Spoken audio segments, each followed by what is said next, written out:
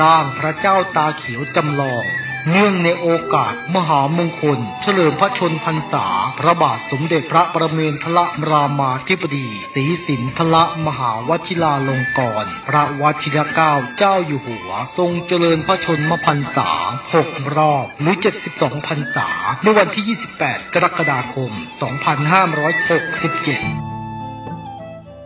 ท่านกำลังติดตามรับฟังสถานีวิทยุกระจายเสียงพระพุทธศาสนาแห่งชาติและสังคมคลื่นเพื่อการศึกษาพระพุทธศาสนาและวัฒนธรรมระบบ FM 104.5 เมกะเฮิรตซ์รายการต่อไปเป็นรายการมรดกธรรมกำเมืองดำเนินรายการโดยพระครูวิสิทธิ์ศรีลาภรณ์ก็ขอยกมือ10 นิ้วกราบนอบน้อมอย่างพระติรัตนแก้วเจ้าตั้ง3 ประการอันมีพระพุทธพระธรรมพระสงฆ์อันเป็นสรณะที่เปิ่งที่เคารพนับถืออันสูงสุดในชีวิตกราบคารวะแตบไต้ไหวสาปารมีธรรมพระมหาเถรานุเถระเจ้าคณะพระสังฆาธิการ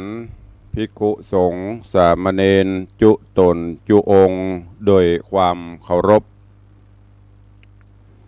เจริญสุขเจริญปอนปอออกไม่ออกศรัทธานาบุญตินจองห้องวัดจุหนุ่มเท่าใจยิงก็ขอน้อมต้อนรับทุกท่านเข้าสู่รายการมรดกธรรมกำเมืองและสาระธรรมกำเมืองต่างสถานีวิทยุกระจายเสียงพระพุทธศาสนาแห่งชาติและสังคมคลื่นเพื่อการศึกษาพระพุทธศาสนาและวัฒนธรรมคลื่นพระพุทธศาสนาและจริยธรรมส่งสัญญาณออกอากาศต่างสถานีวิทยุวัดฝ่ายหินตำบลสุเทพอำเภอเมืองเชียงใหม่จังหวัดเชียงใหม่ในระบบคลื่นความถี่ FM 104.50 เมกะเฮิรตซ์สถานีวิทยุคลื่นพระพุทธศาสนาและจริยธรรมในความอุปถัมภ์ของมูลนิธิพระบรมธาตุเจ้าดอยสุเทพส่งสัญญาณกระจายเสียงในระบบคลื่นความถี่ FM 96.0 เมกะเฮิรตซ์พร้อมกันนี้ก็ขอยกมือ10 นิ้วกราบถวายการต้อนรับและเจริญปอนต้อนรับครูบาอาจารย์ท่านเจ้าพระเจ้าประสงค์องค์สามเณรตลอดจนปอออกแม่ออกศรัทธานาบุญอุบาสกอุบาสิกา FC แฟนรายการทุกรูปทุกท่านที่ได้เข้ามาติดตามรับชมรับฟังทั้งภาพและเสียงการไลฟ์สดทาง Facebook ไลฟ์ของสถานีมรดกธรรมวัดวังสิงห์คำ Facebook ไลฟ์ของธรรมะคลายเครียด Facebook ไลฟ์ของธรรมะภาคเหนือ Facebook ไลฟ์ของอาจารย์พระครูสมุวิศวัตรวรกิโจ Facebook ไลฟ์ของทีวีวัดฝ่ายหินตลอดจนหน้าจอ Facebook ไลฟ์ของ FC ญาติธรรมแฟนรายการทุกท่านที่ได้เข้ามาแล้วก็เมตตาแชร์เสียงธรรมแชร์เสียงบุญนี้ไปยังกลุ่มเพื่อนๆของท่านกราบขอบพระคุณท่านผู้อำนวยการสถานีเจ้าหน้าที่ช่างเทคนิคทุกสถานีขอบพระคุณญาติธรรมทุกท่านที่ได้ให้กำลังใจรายการนี้ดำเนินโดยกล่าวกับผมอาตมภาพพระครูวิสิทธิ์ศรีลาภรณ์ตุลงในวังเจ้าคณะตำบลป่าแดดเจ้าอาวาสวัดวังสิงห์คำตำบลป่าแดดอำเภอเมืองเชียงใหม่จังหวัดเชียงใหม่เป็นผู้ดำเนินรายการปะกันเป็นประจำตั้งแต่เวลานี้เป็นต้นไปจะได้น้อมนำเอาเสียงธรรมะแบบปืนบ้านล้านนา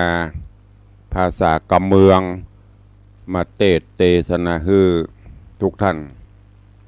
ก็ต้องขอประทานอภัยสุมาอภัยสำหรับญาติโยมที่อยู่ในภาคอื่นบางท่าน ก็อาจจะรับฟังภาษาถิ่นภาษาเมืองเหนือรู้บางท่านก็อาจจะฟังรู้บ้างไม่รู้บ้างบางท่านก็อาจจะฟังไม่รู้เลยก็ติดตามรับฟังกันไปเรื่อยๆฟังวันละนิดวันละหน่อยเดี๋ยวก็จะรู้ศึกษาค้นคว้าไปก็จะเป็นกำไรชีวิตสามารถที่รู้ทั้งภาษาภาคเหนือภาคกลางภาคอีสานภาษาต่างประเทศภาษาอังกฤษเราศึกษาได้แต่นี่เป็นภาษาถิ่นภาษาที่บรรพชนเราได้นำมาใ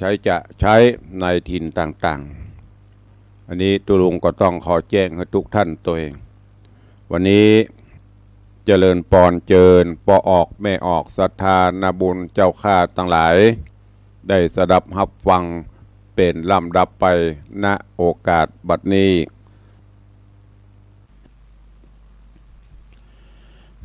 นะโมตัสสะภะคะวะโตอะระหะโตสัมมาสัมพุทธัสสะสาธะโวฟังลาโสตุจันนาสัพปุริสะตังหลายดังหญิงและชายหนุ่มเท่าที่ได้ปากันเล่าทาดาฟังยังรัสธรรมเทศนาจำป่าสี่ต้นลำดับลำโลนมาแถมแล้วเราขอเจิญศรัทธาหนุ่มเท่าตั้งหลายจูงตั้งใจภายทอมทาดาฟังต่อไปนานี้แหละนา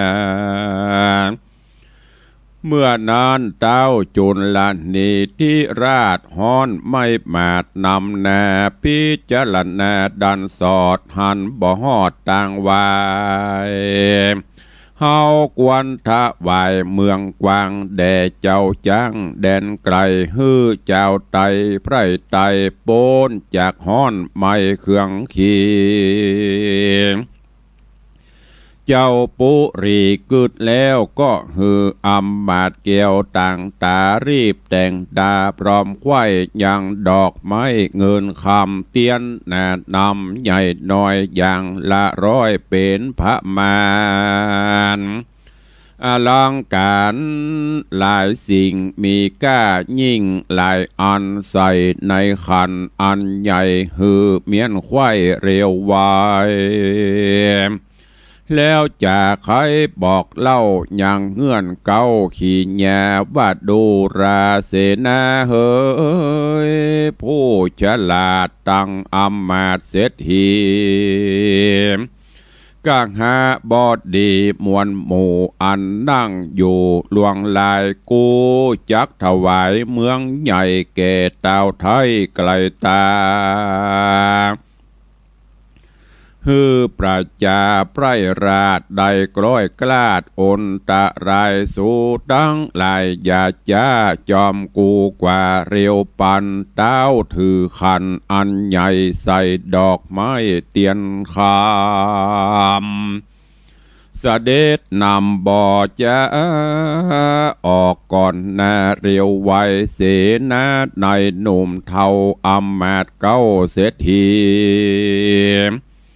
ข้าหาบอดดีหลายแหล่แวดล้อมแห่เป็นสายรีบพันภายฟังเฝ้าออกจากดาวเวียงใจก็มีหันและนาเตพาตะโรส่วนสี่กุมารพี่น้องอยู่ในห้องนาวาหูว่าพญาตนป้อกึดกลัวต่ออนตรายจักมาถวายเมืองใหญ่เพื่อเฮือใดสวสดีสี่กุมารมีพี่น้องจะตอบทองจอมกันแล้วไข่ปันกล่าวถอยแก่พวกน้อยโยธาอันตัวมาจากห้องคงเขตต้องจำปานกรว่ากันตนผู้ทอนป้อเต้ามารอดดาวศาลา จุงราธนาอย่าจะฮือเจ้าฟ้าปิตานั่งอาสนาพองแผ่วบนแต้นเกี่ยวปันลังการการโตนผู้บานยศใหญ่นั่งเมียนควายบัวระมวนกาละกวนมาหอดสู้จุงสอดไปหาแล้วใครจะกล่าวอูฮือตูหูตามมีดูจักหนีไปสู่ยังที่อยู่ในเหือสี่บุญเลือสั่งแล้วก็กราดเกลียวพันพาภายพันรีบเร็วปันไวว่องเข้าสู่ห้องในเหือและนาส่วนพระญาจุลนิราชพร้อมอำมาตย์เตรียมใจเสนาในป้อกามหอดต้ากงกาหันศาลาใหญ่กว้างกลางต้าตั้งวังทานน้ำบานด่านแข็งแก่นเป็นดังแต้นหินพาเจ้าปาดลาภาพดาวยินเยือกเย้าอัศจรรย์ก้อยภายพันเตียวต้องก้อยอย่างก้อยย่างยองเตียวไปมีหัวใจสะต้านกึดพันยานนำนาการใกล้กลาไปหอดเถิงที่จอดไปในเจ้าห่อใจจุลนิราชพร้อมอำมาตย์ตั้งโคงก่อนนั่งลงบ่อจะตัดสองหน้าบันลังการส่วนโยธาหารแกว่นใจแห่งสีนอไทยจอมควรก็เร็วปันเขาไกลโนบน้อมไวอันจุลีขอเต้าภูมิธิราชขึ้นนั่งเหนืออาจเจียงคานบนปันลังการเต้นเกี่ยวอันเลิศแล้วใส่สีเต้าจุลนียอดซอยได้ยินถอยเข่าจะยินสั่งกาดลายแหล่จริงกล่าวแก่กำไปว่าเป็นสันดาดังอีตัวเฮานี้เตียวมากับเสนาหน่อยใหญ่ย่อมกึดไข้ใจมาจากมาถวายเมืองกวางแด่เจ้าจ้างเมืองของสูยิ่งมาจูก้มกล่าวตามฮีดเก่าเดิมมาสันได้จะดุสันได้จะสู้กล่าวฮือกูเต้าพันภายรีบเร็วปานย้ายบาทคืนนั่งเหนืออาสนะพิษธรรมดาแบบเบากันเต้าเจ้าสู่หันเตี้ยงจักฟันลาบซาฮือกูความแน่มรณาแม่นโยธาแกว่นใจจักขับไว้สันใดเจ้าห่อใจจุลนีราชอันกึดขวาดกลัวตายสันระสายบ่จังก็บ่ขึ้นนั่งเหนืออาสนะ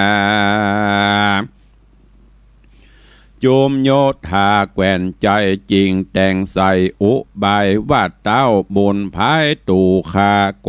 จะโกทะกล้าจะแข่งฤทธีแรงบุญใหญ่ต้านสั่งไว้ดิลีว่าการเจ้าปุรีบ่นั่งตามเต้าสั่งปงปันต้านมหันตอดแน่จักโหดกล้าเหลือลาย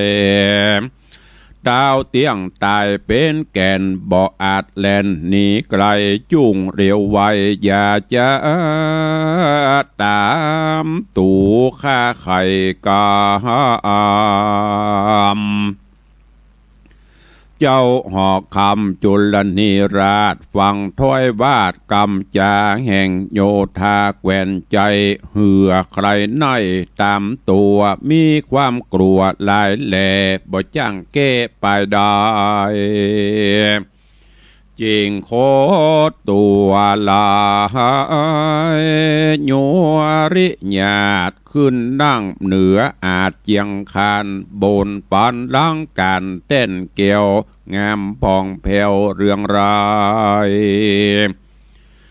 โยธาในแกวนใจหันเต้าไทยหอกคำตุยตามกรรมไขกล่าวก็ฟังเฝ้าไปหายังสีบุญแน่นอดเนาไขบอกเล่าตามมีก็มีหันแหละนาตังเตสังวัจนังสุตวาสีกุมานนอดเนาฟังโยธาเล่าไข่ปันมีใจมันจื่นสู่จิงรีบไปสู่ศาลาส่วนพญาจุลนิราชหันสีน้อยนาดจอมควันยินอาสะจันลายแหล่เต้ากึดแผ่ในใจว่าเป็นสันใดนี่เล่าใจหนุ่มเนาแล้วรามลักษณะงามองค์อาจพันนพิลาศเปิงแปงฤทธิแรงบุญใหญ่ผ่าแป้ควายอันนากันสีบุญนาพี่น้องเข้ามารอดห้องไปหน่อยเจ้าห่อใจจุลละเนราชหอนไม่มาดเหลือลายยินกวดตายลายแหล่จิงรีบลงจากอาสนายกมือสาตั้งเกลาจักไว้สี่เจ้าเจียงคันเจ้ากุมารน้องลาบ่ได้จ้าเร็วไวไขกำไปบอกกล่าวว่าข้าเดชเต้าห่อใจด้านมีใบเกกกลาลายสีขวบเขาดิหลีบอกวันดีไว้ก่อนอย่างเด็กอ่อนจุ่มเฮาพิษปินเตาแบบเบาหอยฮีดเก่าโบราณขอตนผู้บานอย่าจ้ารีบไว้หน้าขึ้นลางไปนั่งยังที่เก่าเฮานี่เล่าจักมานบวันตาขาบใบตามฮีดไทยเดิมอ่อนกันดอกโพทอนกล่าวแล้วเต้าตนแก้วจุลนีใจบดดีไว้วันสะท้านสันกลัวตายก็ผ่านพาให้ย้ายบาทขึ้นนั่งเหนืออาจเจียงคานส่วนสี่กุมารบุญใหญ่กันเต่าไทยผู้มีนั่งอยู่ดีที่เก่าก็รีบเข้าไปหานบวันตาขาบไว้ซึ่งเต่าไทยห่อคามแล้วไข่ก้ำบอกเราว่าข้าแด่ป้อเจ้าปุรีคออย่ามีสตานหรือพันยันอนตรายข้าตังลานี้ลาวเป็นลูกเต่าดีหลีลูกได้หนีปัดพรากมา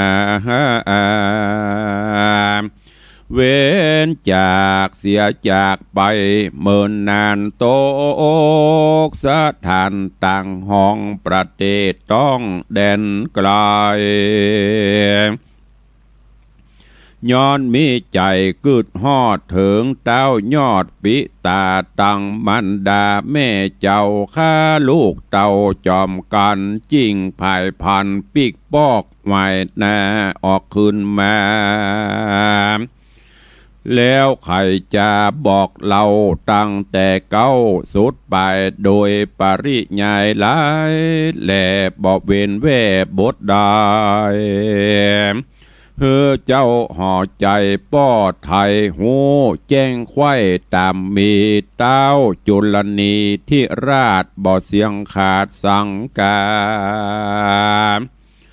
ว่าสารได้จะ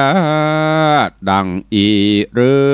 ว่ากูนี้รับฝันอัศจรรย์หลายหลากกูนี้พรากเตียวมา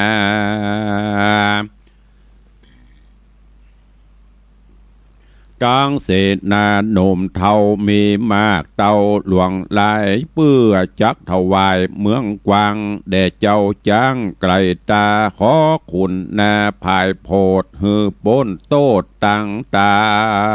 ยฮือยิงใจไพร่น้อยได้จืนจ้อยเจยบานสีกุมารโยดแย้วอันเป็นดาวแดนไกลบ่มีภัยเพียบใดฤทธิ์ที่ใหญ่นานามปอยไข่กำบอกเราว่าเป็นลูกเต่าตัวลูกเต้าตนกูหรือฟังดูบอทีพิษจากที่เขาจาเจ้าปาลาจุลนิราชบ่เสียงขาดสงสัยจริงจะไขตอบถอยว่าข้าแด่เต้ายอดซอยบุญนาข้านี้นาแต่เก้าบ่มีลูกเต่ายิงใจอันเป็นสายนอนเนื้อแดนแตนสืบเจื้อหอควางมีแต่นางนอดเนางามบ่เศร้าปทุมมามีบุตรตาแต่ก่อนเป็นหมาน้อยอ่อนเลนลายบ้านนี้สีบนผ่าหายหยดเย้าอันเป็นเต้าแดนไกลมาจากใครกล่าวถอยมีบอดน้อยนาล่ำดับมาแต่เก้าตราบต่อเต่าสุดปลายว่าเป็นสายเจือจาดโอรสราชต่างเฮาตนเฮาฟังดูเบาแต่ใส่เตียงบ่ใจดิลีขอเจ้าบุญมีกล่าวจี้เฮือแจงทีตาแถมกำนอคุณทำยอดซอยคือเจ้านาดน้อยนันทกุมารจริงทุนสารขับไว้ว่าข้าแด่ป้อไทยจอมควันแม่นยังรับฝันบ่ตื่นบ่แจงจื่นสั่งกาจงเฮือเศษนาอำมาตไปนำนางนาฏอักขีมเหสีปอดเต้ามาสู่ดาวสาลากลางเสนาหนุ่มเทาถามดูเล่าความในนางเตียงไขกล่าวจี้เฮือแจงทีตามเมดาวจุนละนี่โยดใหญ่ขันเน่งไข่หันตันจิงเร็วปันโป้งขาดแก่อำมาตเสนาว่าดูราเสนาเฮหนุ่มท่าเอาอำมาตเก้าเตรียมใจสู่จุงไว้ม้วนหมู่เข้าไปสู่ปุรีนำมเหสีกูเต้ามาสู่ดาวสาลาเปื้อจักมาถามทีเฮือเสียงตี้สงสัยสู่จุงไว้อย่าจ้านำมาตอดนาบัดเดียวเขาก็เร็วรีบหาวตามดังเต้าโป่งปันรีบภายพันไว้ว่องเข้าสู่ห้องปุรีนำนางอักขีบาปกลามาตอดนาบัดเดียวก็มีหันเล็ดนาก้อนนางอักขียศใหญ่มานั่งไกลกองตามีนางกัญญาข้าคอยใหญ่หยาดถอยเป็นปริวารโยทางหานมวลหมู่พร้อมหน้าอยู่หลวงลาย สีบุญภายหนุ่มเนานั่งอยู่เฝ้าจอมกันเจ้าหอจันจุลนิราชจริงโอกาสจะถามลำดับตามแต่เก้าตราบต่อเต้าปริโยสารตามกุมารตั้งสี่ได้กล่าวจี้ขี่ญาวาดดูราราชญาโยดยาวบัดนี้สี่เต้ากุมารมาไข่ขา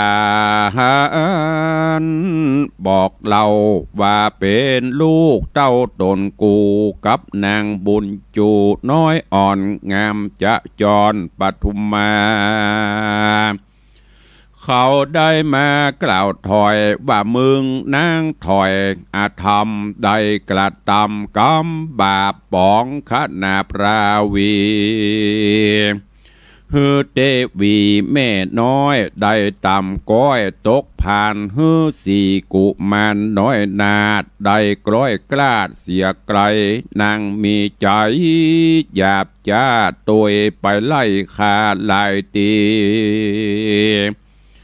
บุญเขามีหลายหลากจิงโป้นจากอนตันลายบัดนี้สี่ใจหนุ่มเนาปิกปอกเต้าคืนมาได้มาจากกล่าวโอฮือกูหูความในนางจุงไข่กล่าวจีหือแจ้งที่สัจจางอย่าอำบังลีซ่อนออกนอกบ่อนกองทำกันจากรรมบอบแมนโตดนางแก่นถึงตายกูบอบหมายละไว้ยังคนถอยไรปาลานางพญายศใหญ่ฟังเต่าไทยจะทำซ้ำใจลามตั้งสี่อันเต้าจี้ไข่มาบ้าเป็นบุตรตาลูกไทยนั่งอยู่ไกลเตรียมตน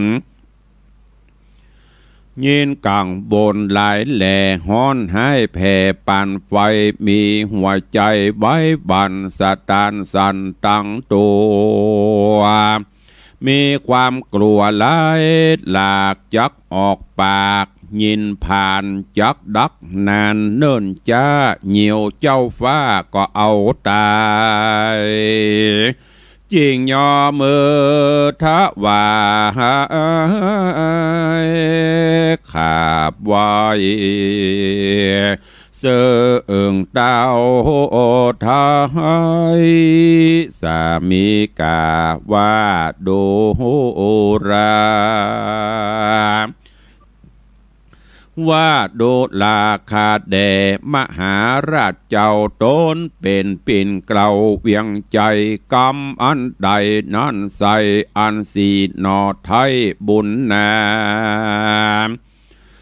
ได้ใครจะบอกกล่าวเราแก่เต้าเจ้าปุรีกามนั้นมีเป็นแก่นคือมีแม่นตามกามข้าพิษนำหลายหลากโตดข้าหากถึงตายขอสี่ใจนอดเดากับเต้าเจ้าจุงคุณนามีเมตตาภายโพดหือโป้นโตดมรณาเดเตนาตังสุตวาอันว่าพญาจุลนิราชฟังถ้อยวาดกำจาแห่งจาญายศใหญ่คือนางนาถไทยอักขีโกธามีหลายแหล่สลาแผ่หอละไทยมีหัวใจปั่นกวางดังจากมั่งเพตาเจ้าปาลาโคดหาวจริงตันกล่าวกำไปว่าดูรานางจังไรใจหยาบมึงกระทำบาปนานามได้กาตำผามังหือลูกพระคังมันดาฮือจาญาเม็ดน้อยได้ตำก้อยตกผ่านแสง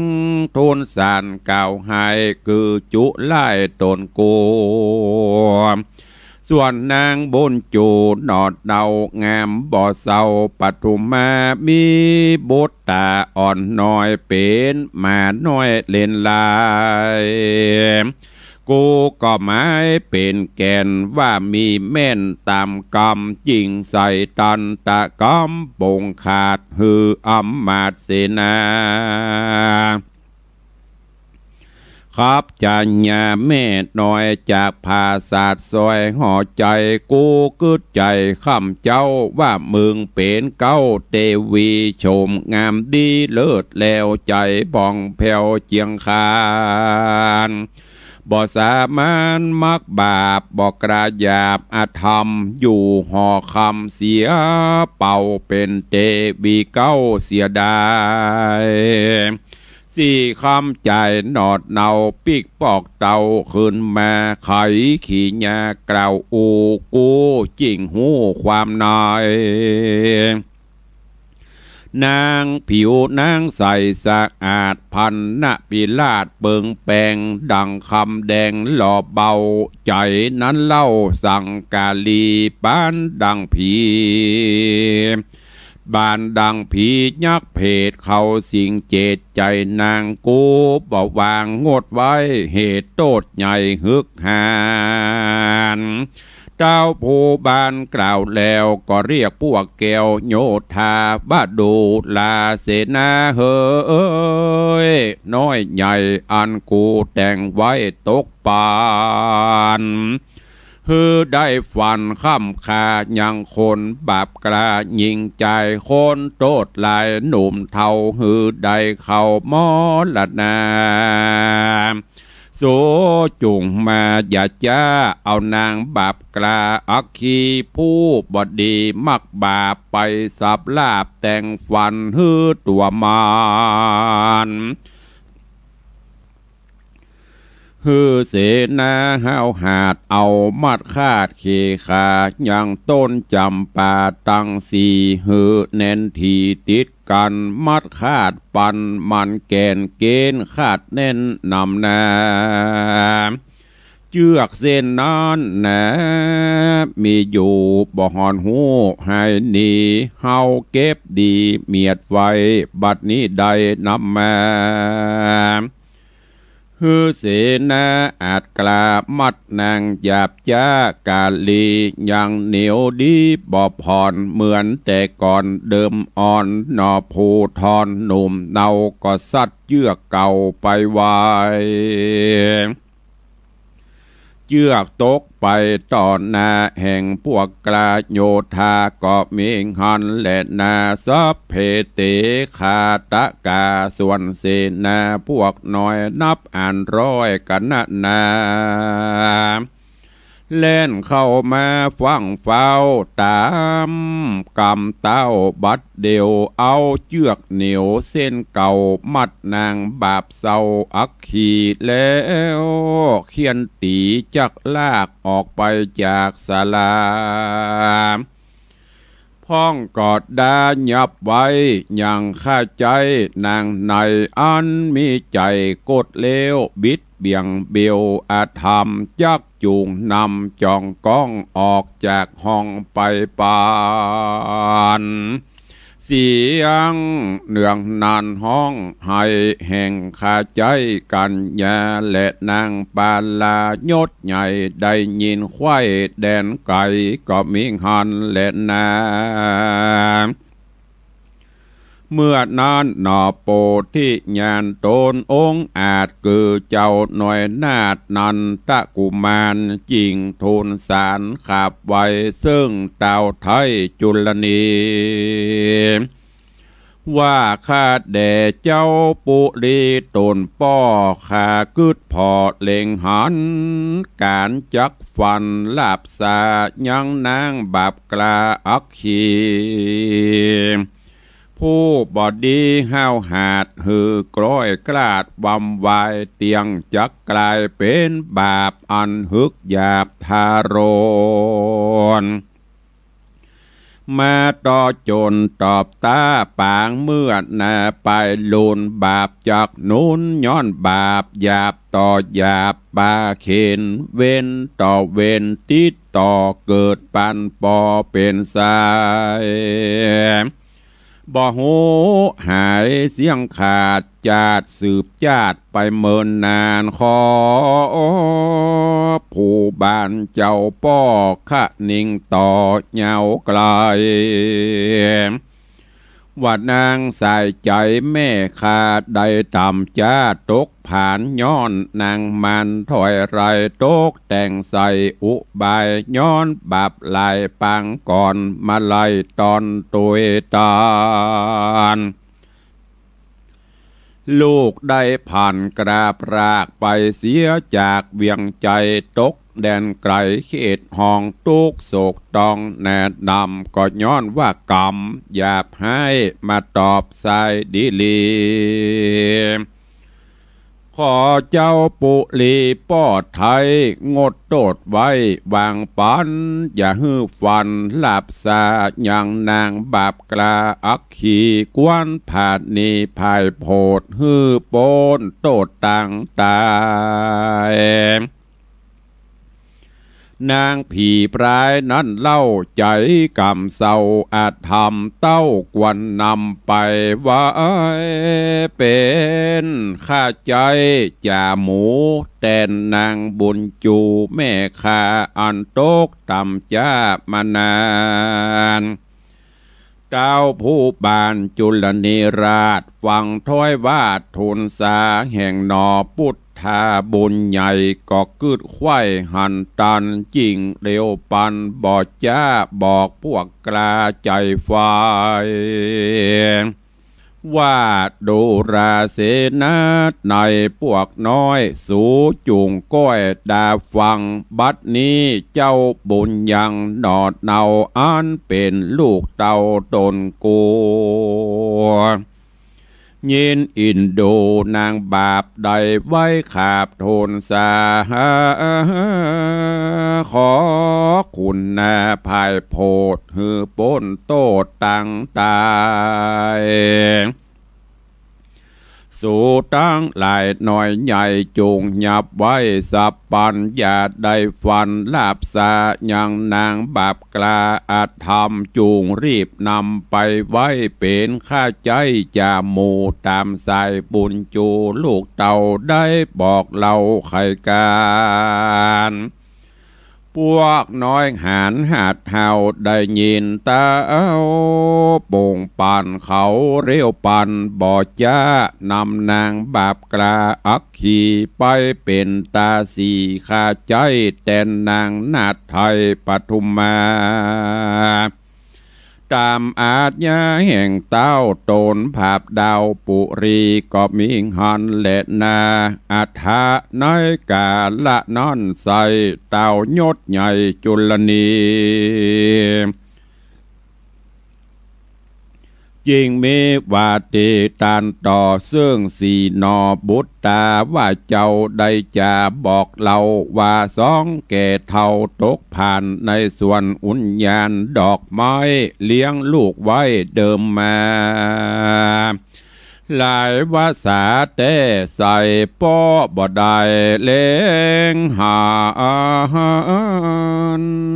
อย่างเขามันตั้งกู้บ่ฮู้อยู่สวดสดีหรือว่าหนีพรากนาหรือตายกว่าเมื่อมอนนอผู้ทอนตั้งสีจริงกล่าวจี้จะไขว่าคาแดจอมไตป่อเจ้าอันว่าเท่าสองขายังหักษาสวนดอกบนนี้ออกไปในข้าลูกไปลอดบอนแต่เมื่อก่อนวันวา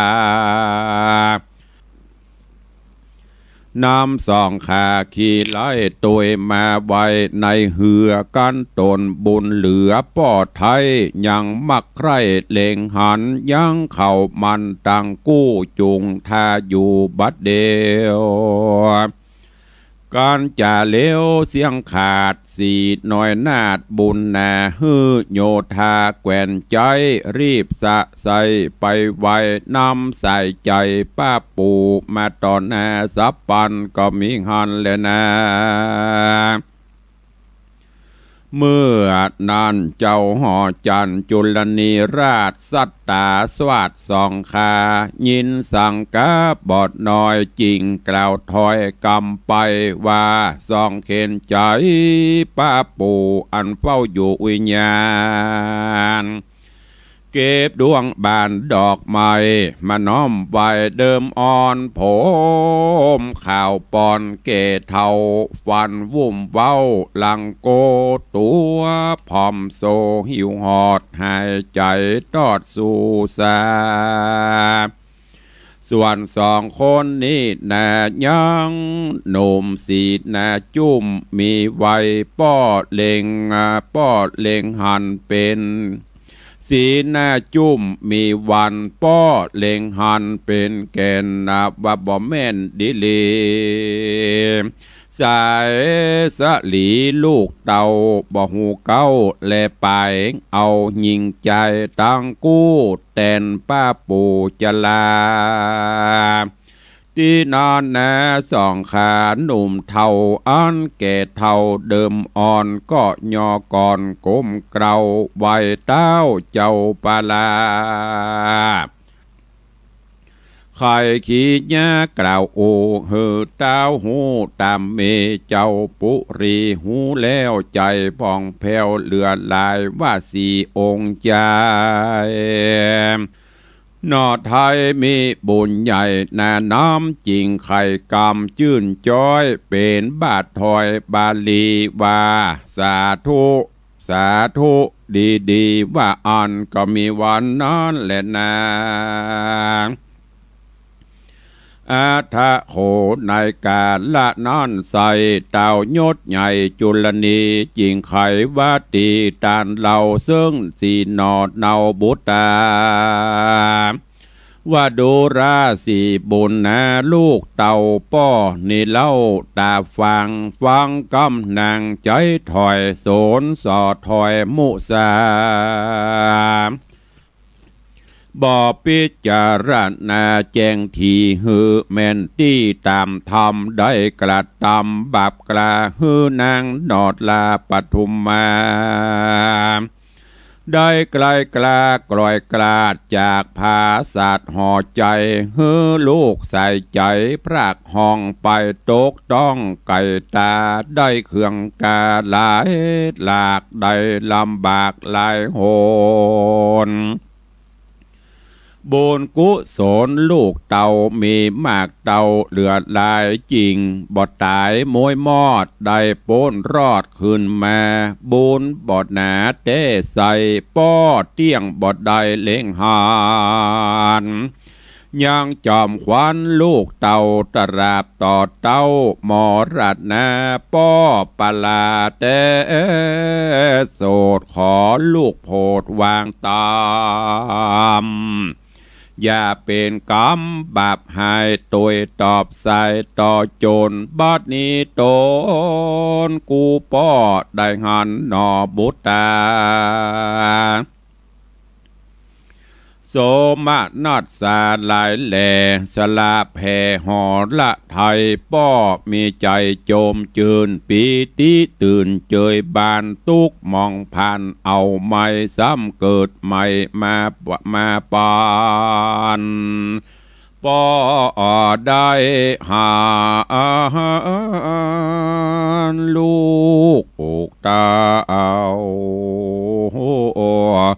มานั่งเฝ้ากองตา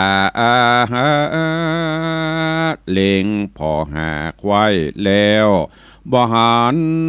นางเกียวนอเตวีความเครื่องขี่นี้ใส่ดังเอาไตไฟโลนเผายังตนแห่งป้อพอป้อได้พอแหลงหาม ยังจะหย่ายศใหญ่บ่จวบใดดังหมายดูราศีบุญภายลูกเต่าป้อหื้อหนุ่มเท่าเสนาไปเสาะสะแหวงหาเสาะใส่พับเสียงไข่ปุรีบ่หันเทวีหนุ่มเดาแม่สู่เจ้าคำใจป้อออกกลัวตายลายแหล่บ่จ้างเกไปได้จริงเอานางในกอมใจตกแต่งใส่อลังการฮือโยธาหารพรำพร้อมวังแวดล้อมนำมาถวายบุตรตาลูกเต่าตามบอกเล่าในสารป้อกระทำการดังนี้บ่แม่นที่กองธรรมย่อมเป็นกรรมร้ายโหดขอลูกโพดขุนแน่งดวางลาหือป้ออย่าหือก่อเป็นกรรมนางบุญนำนอนเนาแม่สู่เจ้าตังลายบ่หูตายมวยมั่งหรือตกข้างแดนดอยเสาะถามไปจุผู้ไผบ่หูแลหันอัศจรรย์หลายหลากบ่หันซากนางเมืองก้อนนางเครื่องฮ้อนไม่โอดบ่ได้เหลือใจจากนี่ไกลลาพรากออกไปจากปุรีก็ล่างมีสักผู้ใดพร่ำหูเล็งหันเจ้าหอจันยอดซอยลิล่ำถอยลายประการก็มีหันแหละนาเมื่อนั้นเจ้าเจืองจันนันตะกุมารนอโปที่ญานยอดซอยจริงกล่าวถอยทูลสาว่าข้าแด่พระพิตาพ่อเจ้าอันวาดนางนอดเนาสมสลีราชเทวีแม่ข้าอันพรากนาหายไปบ่ไปไหนเตสายข้าหากได้ปามาจากปาลาแต่เจ้าแย้มป้อเจ้าผู้ทอนยังพงนอนบ่ตื่นคนฟูงอื่นยิงใจโยธาลายมวลมากไปลงจากเกหาบัดนี้นาแม่ขาปงอยู่ทาในเหือการบนเรือป้อเจ้าป้อมักใคร่พอเล็งหันยังสลีสุพันบุญใหญ่ขาจากใจโยธาไปลัทนาแม่เจ้ามาเฝ้าเลวปันดอจอมทันกล่าวแล้วก็บอกพวกเกวเตรียมใจว่าดูราเสนาในผู้แกวนสูจุงเล่นพันภายพานรีบเร็วปันไวว่องไปสู่ห้องนาวาอาราธนาแม่ของข้ามาพร้อมนาบัดเดียวเสนาเร็วบ่จะออกเล่นกว่าสับปันกันภายพันไปฮอดถึงที่จอดนาวาก็ทูลสาขับไว้บอกนางนาดไทยตามกามนางบุญนำหนุ่มเดาหูเงื่อนเก้าขี่แย่ก็เสด็จมาไวว่องเข้าสู่ห้องไปในเจ้าหอใจจุลนีทางอ้ำมาดเศษนาหันดังมาจูจอดเขาได้ตอดตาหันยินอาศจันบอดแล้วเหตุว่านางเกียวแปลงเมืองวานดาเรื่องบ่อเศร้างามกว่าเก่านำนาดังเทวดาฝากฟ้าหลงแหล่งลาเมืองบนลงเมืองโคโฮนเตต้องเข้าสู่ห้องศาลาทะรงโสภาเพ พิราชลักษณะอาจเปิงแปงดังคำแดงหล่อเบาได้ร้อยเต้าปั่นโหนจุมรีปนหนุ่มเทามีมากเต้านำนาพ่องแลตาปอค้างบ่จ้างอังไข่กำพ่องยกมือตำวังกล่าวนอบนบน้อมเหล่าไหลตีนางเตวีโยดเย้าเล็งหันเต้าห่อโค้งก็นั่งลงบ่จา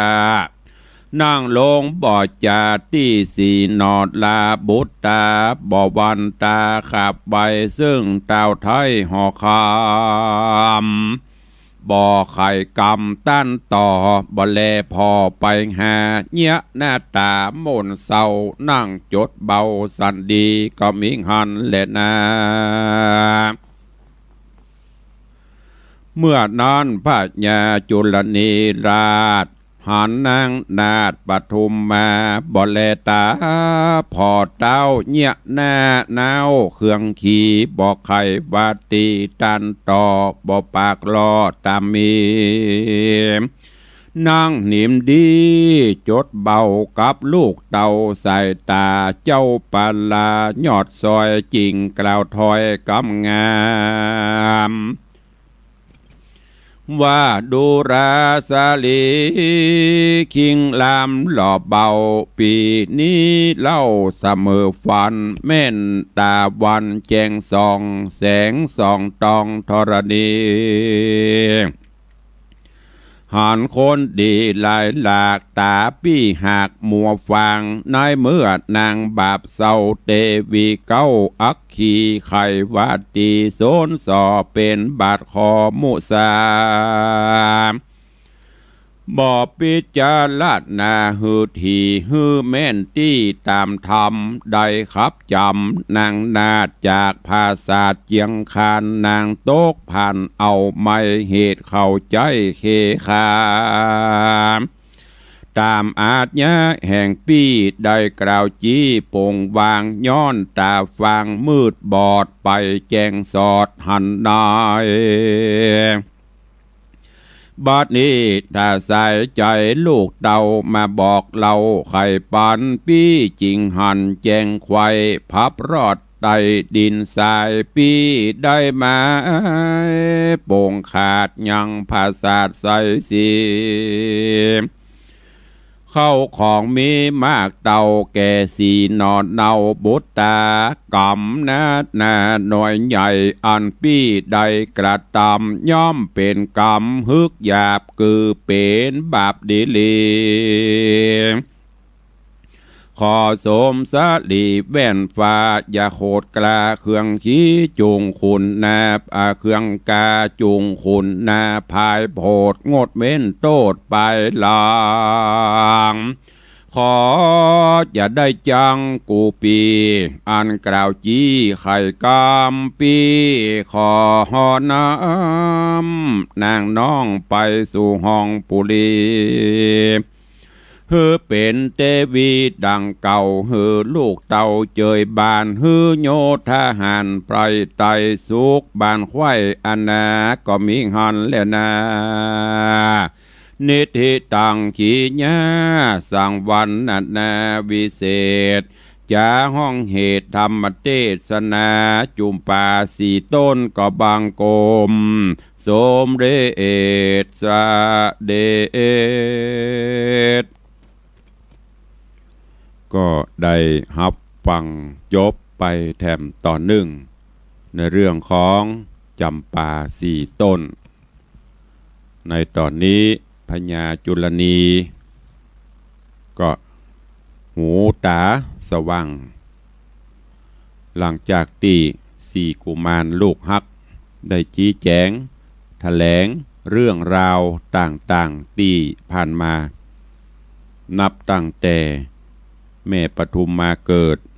นับตั้งแต่นางมเหสีเมียน้อยคืออัคคีได้ใส่โตดตันทกรรมได้นำปลาต่างๆจนนับแต่ต้นมาคือป่อพญาได้หูได้สาบมดป่อพญาตาสว่างก็เลย สั่งให้อำมาตย์ทั้งหลายเนี่ยได้นำเอาอัคคีไปประหารแต่ว่านันทกุมารลูกล่าหน่อเนื้อเจื้อไข่โพธิสัตว์เจ้าก็ได้หูหันว่ามันจะเป็นบาปเป็นกรรมนักนางอัคคีใส่โตดใส่ตาปฐุมมาแม่ข้าจนกระทั่งแม่ได้ไปเป็นลูกน้องของจ่าเลี้ยงหมูเพราะฉะนั้นตอนนี้ก็ควรที่จะนำนางไปเป็นคนเลี้ยงหมูแทนอีแม่แทนแม่ข้าเพื่อจะได้เป็นประโยชนะตัวข้าก็ข้าบ่ได้ตายก็ตายเปล่าเป็นบาปเป็นกรรมตัวแหมเอาไปเลี้ยงหมูเป็นกู้จ่าหมูแทนแม่ดีกว่าพ่อพญาก็ตกลงเสนาอมาตย์ก็ปากันเข้าไปจับไปยับเอาอัคคีแล้วก็เอาไปเป็นคนเลี้ยงหมูแทนนางแทนมเหสีปทุมมาจากนั้นพ่อพญาเรื่องราวต่างๆเข้าสู่ภาวะปกติพ่อพญาก็พ่อก็ค่อยหันได้ยินลูกลูกอู้ว่าพ่อเฒ่าแม่เฒ่าที่เฝ้าสวนอุทยานดอกไม้ยังมีอยู่กะเป็นจะได้พ่องบอกว่าเนาะบ่ได้ฮู้ได้หันเมินละตายแล้วก็ว่ามีอยู่สี่กุมารก็บอกว่าพ่อเฒ่าแม่เฒ่ายังอยู่สุขสำราญบันใจอยู่แต่ว่านี่ลูกไปพอไปหันก็เอามาไว้ที่เหือนี่ละพ่อพญาก็ค่อยหันสี่กุมารก็บอกเฮอเสนาอมาตย์นำปลาพ่ออุ้ยแม่มอนถึง2 คน2 เท่าตายายเนี่ยออกมาฮือพอพญาจุลนีว่าอันนี้ลูกไปเอาไผ่มานี่พ่ออุ้ยแม่เท่า2 เท่าบนเฝ้าสวนอายุประ70-80แล้วโลอันนี้อย่างหนุ่มอยู่บ่จ้ายไปเอาไผ่มาบ่ฮู้บ่ถ้ามาจุป้อถึง4กุมารก็เล่าเรื่องราวบอกกล่าวเล่าขานฮือลูกถึง4ยังเป็นผู้มีบุญนักบุญหลายจะอีบุญมาวาสนาส่งของป่อเนี่ยดีเนี่ยดีนะครับบุญบากรรมบุญใหญ่ปางหลวงมีถ้าบ่อ่านนี่ถ้าจะตายหมดหลังจากที่ถูกอัคคีสั่งฆ่าไปมาเมินไปเมินมาก็แม่พญาแม่สู่เจ้าได้เขียนลายสารแต้มลายสารบอกให้พ่อเอาแม่ปฐุมมาฮือพ่อไปเสาะแล้วนะลูกเน้อเสาะหาที่ไหนก็ตามใจเสนาอมาตย์ไปพ่อไปกวยทุกตรอกซอกมุมบหารลูกเหยบ่ฮู้ว่าแม่ลบหลีกลี้หนีไปที่ไหนก็บ่ฮู้กลัวอาจญาป่อลำไปก้าป่อเปิ้นแม่เปิ้นก็เลยหนีป่อขอสู่มาอภัยเนี่ยจะได้บ่ได้ป่อก็เลยจำเป็นแก้ปัญหาเฉพาะหน้าเอานางสนมกำนันเนี่ยมาแถลงแปลงเป็นแม่เจ้าเอามาฮื้อเจ้าตั้งหลายก็ฮู้อยู่ป่อขอสู่มาอภัยกับลูกเนอะที่ได้ทำจะอี้ลงไปบ่ฮู้ว่าไปที่ไหนสี่กุมารกลัวพ่อจะน้อยเนื้อต่ำใจนักก็เลยบอกพ่อเฮ้ยแล้วก็แล้วไปแม่บ่ได้เป็นหยังประเดี๋ยวนี้แม่อยู่สุขสบายอยู่ในเฮือเนี่ยจากนั้นก็เลยไปบอกเสนาอมาตย์ไปทูลเจิญแม่มเหสีปทุมมาออกมามเหสีปทุมมาออกมาหันพ่อพญาจุลนีไม่สนใจเลยตากระบะเลพอ